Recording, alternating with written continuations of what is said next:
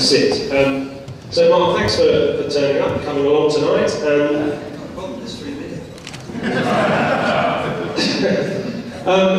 Well, starting off, I mean, what do you think? I mean, you've had two very tough experiences of playing in Australia.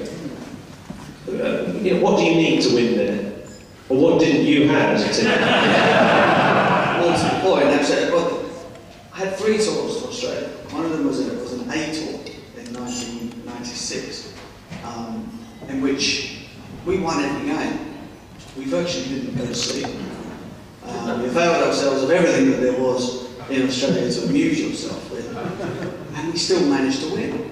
Which sounds a little bit like Lammy's tour from 86, 87. I think the mistake that England teams have made over the years since then is that we've all been far too well behaved.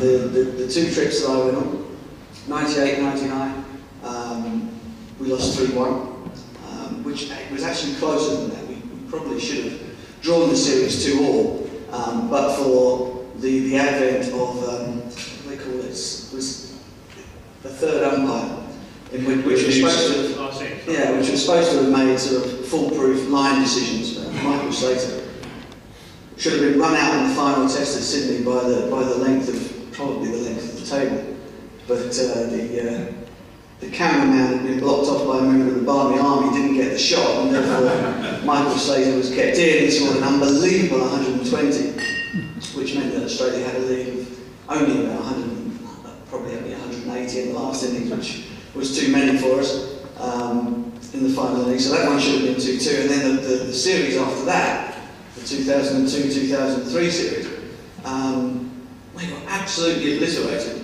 by the final test, which we won in Sydney. And the only thing good about that entire trip was it was Michael Vaughan batting as well as anybody that I've ever seen. But I can tell you there wasn't a great deal of fun had off the field, and I think perhaps that had a lot to do with it, because the pressure can build up when you're out there in Australia.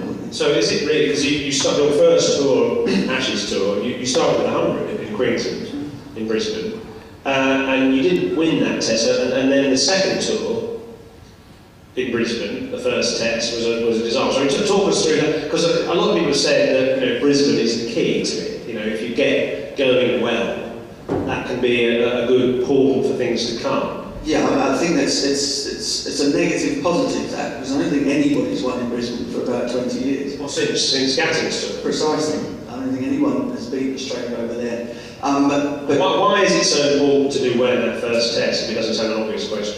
Well, because Australia, if they win there, they tend to beat you in the series. It's as simple as that.